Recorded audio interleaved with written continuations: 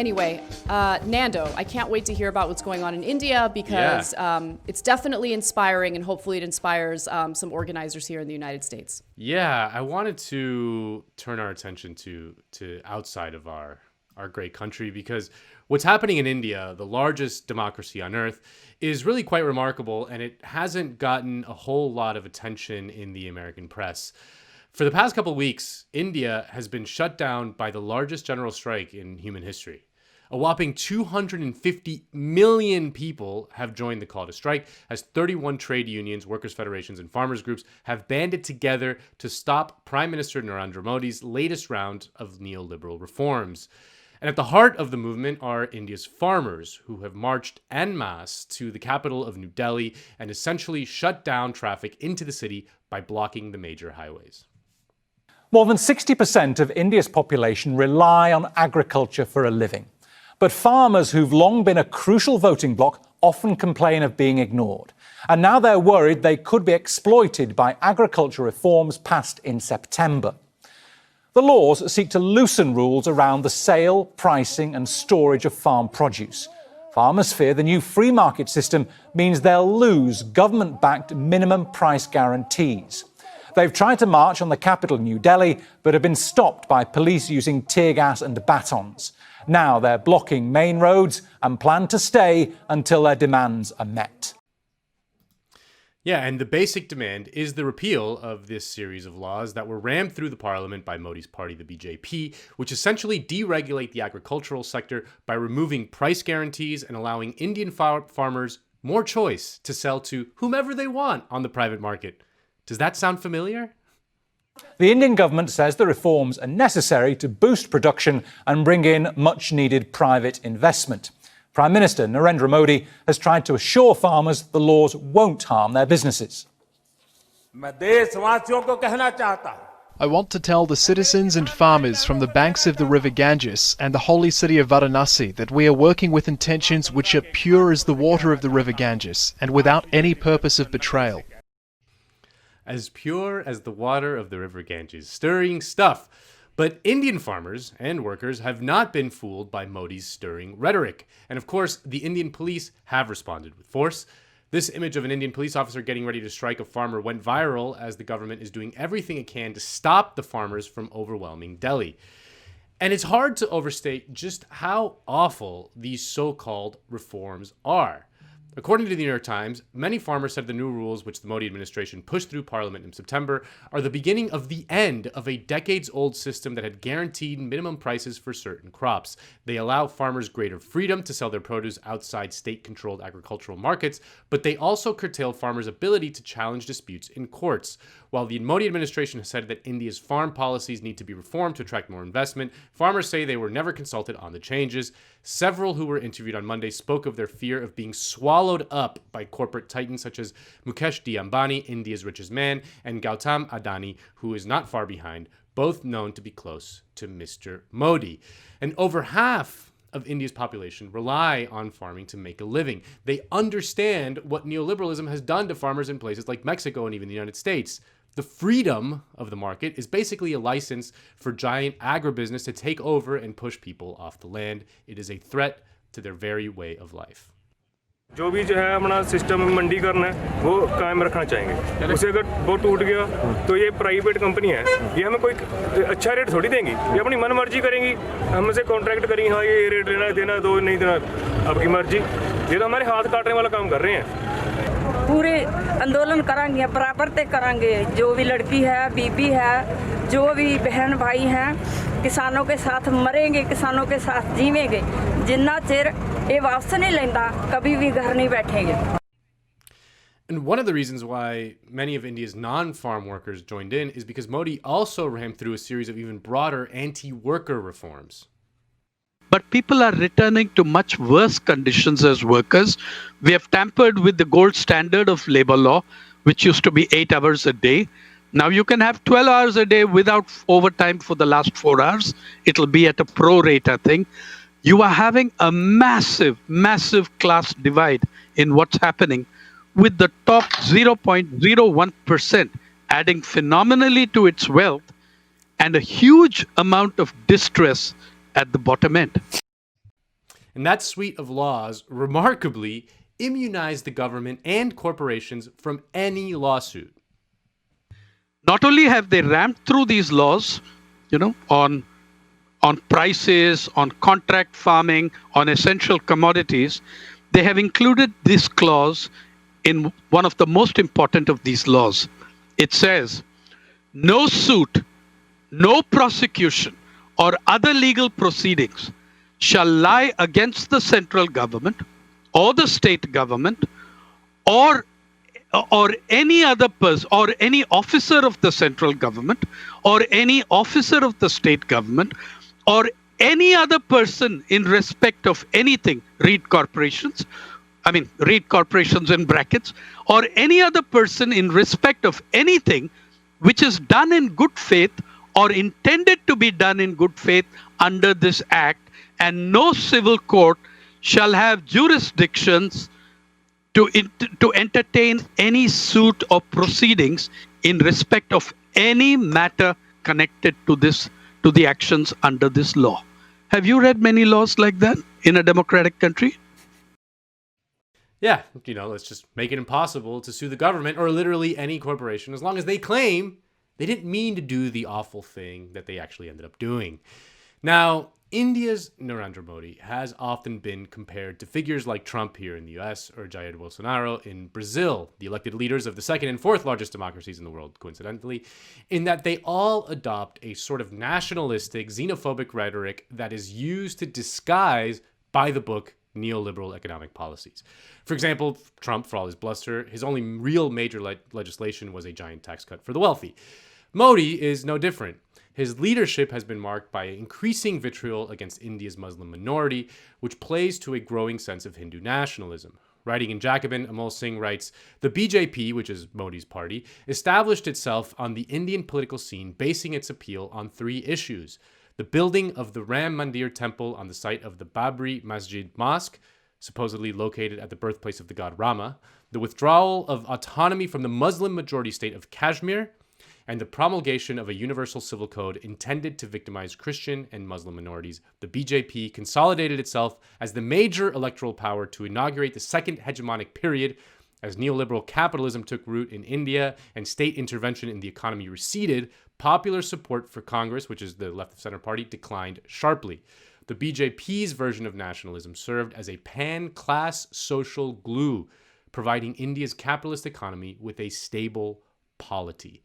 And this all came to the forefront last year when Modi and the BJP passed a new citizenship law designed to ban Muslims, which sparked massive protests. Protesting is the basic foundation of democracy. We are upholding the basic principles of democracy. No one should stop us from protesting. You don't think so? The police presence intimidates you at all? No, they've scared us so much that we're no more fearful of them. These students are defying the prohibitory orders, and now they're going to be arrested by the Delhi police for protesting against the amendment bill. At the root of the anger is the new law by India's Hindu nationalist government that gives citizenship to minority communities from Afghanistan, Pakistan and Bangladesh. But Muslims have been left off that list. A decision the protesters argue is discriminatory and against the spirit of the Indian Constitution. India's Prime Minister Narendra Modi has defended the law, accusing the opposition of spreading lies and encouraging violence. Now see if that sounds familiar. Modi and the BJP foreground cultural issues while passing your standard issue privatization and deregulation laws in the background. And like the United States, India is not a very heavily unionized country. Only 10.7% of India's workers are unionized, and in the United States it's 10.3%. And India's labor movement, like much of the labor movement around the world, has been in retreat for a long time now. For the first few decades after India got independence from the British in 1947, India's first Prime Minister Nehru and his left-of-center party, the Indian National Congress, instituted what's called a mixed economy with entire industrial sectors run by the government. That led to massive trade unions. But in the 1980s, India adopted neoliberalism, like much of the rest of the world, and began introducing market reforms. And this has been devastating for the trade union movement. A report by the International Labor Organization shows just how stark the decline was. These aggregate numbers hide different trends for different groups, according to the report. Union density among salaried workers has fallen precipitously since 1993-94 by 17.7 percentage points, while it has increased for casual workers and among self-employed workers. There have been some attempts at unionizing workers in the informal economy, especially among home-based workers, either to negotiate for minimum wages or to demand for better conditions. But despite the fact that India's union density stands at a paltry 10%, but because the country has over 1 billion people, that is still a shit ton of people in absolute terms. And they showed what they can achieve if they exercise their power. So what changed? Why now? Well, the obvious answer is the pandemic. Modi's response to the pandemic has been abysmal. As of this week, India has had over 9 million confirmed COVID cases and over 140,000 confirmed deaths, and that number is surely much, much higher. And the economic situation is equally dire. This is from Al Jazeera, according to official figures released on Friday, India's gross domestic product, GDP, contracted by 7.5% in the second quarter, an improvement on the previous quarter's record-breaking 23.9% fall. With 2 consecutive quarters of negative growth, India has now formally entered a recession, even as it shows signs of improvement. But when you dig a little deeper, you see this little tidbit. A November report from India's central bank showed a 35% surge in net profits for non-financial firms, but analysts warn this is a result of cost-cutting rather than strong demand.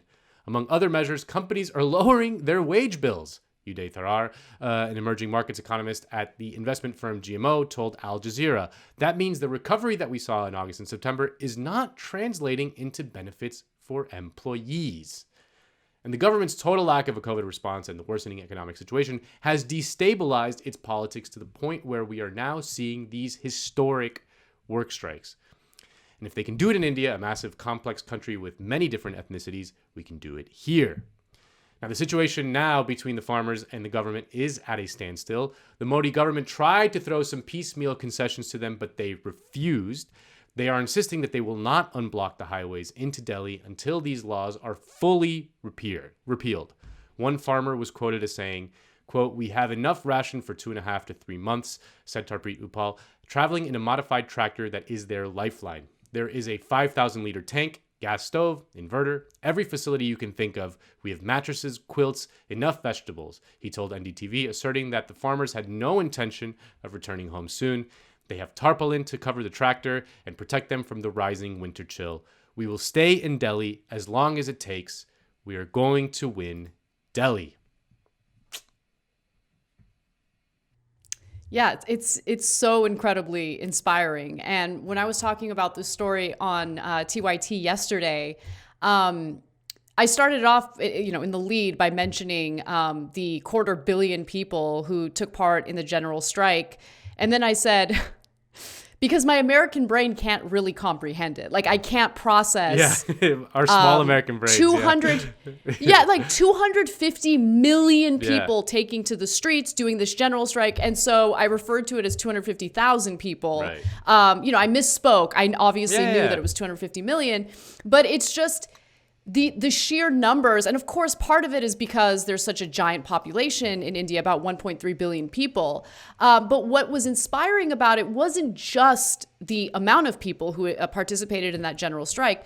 It was the fact that there was solidarity among farmers and non-farmers. Yeah. Simply workers who understand how important the livelihoods are for these, especially rural farmers, many of whom are actually going hungry right now. There was a statistic that I was reading about that showed that if every rural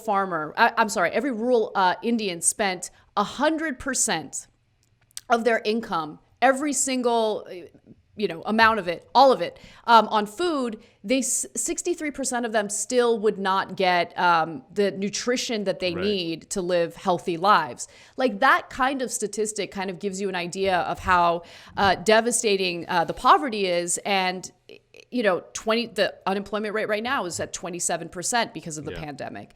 And so when you look at individuals who engaged in the general strike and then the protests and marches that followed it, it really does cut across caste, class, and religion. And so that solidarity is something that we need to think about as we engage in these discussions, because the left needs to be, in America specifically, needs to be more welcoming, right? And it goes back to what we talked about earlier in the show, which is we all get the urge to be judgmental or to dunk on people, but we need to understand power. And even if we disagree with people who have absolutely no power, we need to think about ways of persuading them to join us and fight for what we're demanding: equality for workers, a better world for workers. And we're seeing that happening in India to some extent, and I love it. The one thing that I will bring up, though, is obviously these protesters were met with military force.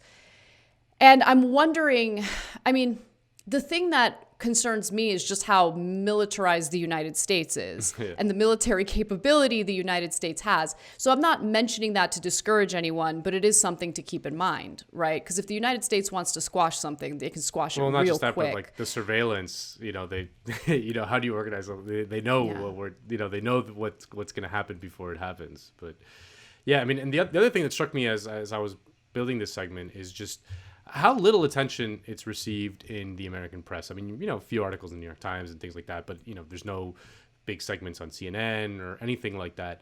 And you compare that to something like the Hong Kong protests that were happening a few months ago. And that's a good point. The wall-to-wall coverage of those, which I'm not trying to like poo-poo them or anything like that, but it's more like, think about the wall-to-wall coverage that happens when a quote-unquote enemy country has a protest movement within it, and what happens when 250 million people, I mean, like it's insane. Like you said, a number that our small American brains cannot even process, and it's nothing, no coverage at all. Like, I mean, or very minimal coverage. You really have to dig. It's not like you go around and not talk to people. You ask people about the Hong Kong protests, like, oh yeah, something's going on in Hong Kong. Like, it's like filtered into the national consciousness, but this just nothing, just complete blanket avoidance from the media. And I always find that kind of thing maddening, that it's so blatant what they do.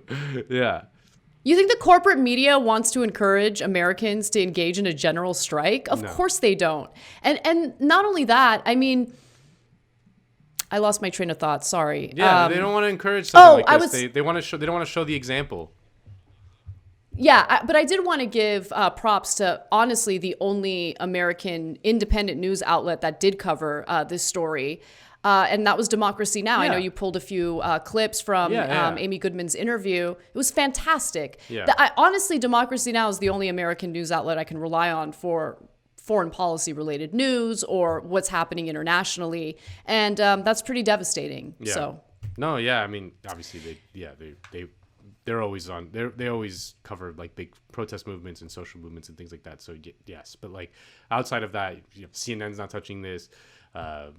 It's MSNBC got not touching this. I mean, it's just it's remarkable in that sense, and it's it'll be interesting to see how what happens. I mean, there's no guarantees that this thing is going to actually work or really kind of move beyond the current phase it's in, but they do seem very determined, and they really are exercising their leverage by literally just shutting down the Capitol. I mean, the government is just desperate to move them to this like separate field outside. They're like, oh, we'll negotiate you once we move you away from the thing, and they're like, no, we're not fucking moving. Like that's our leverage. Like, what are you talking about? Like, right. Why would you give us anything once we've already conceded the thing we're giving you pain?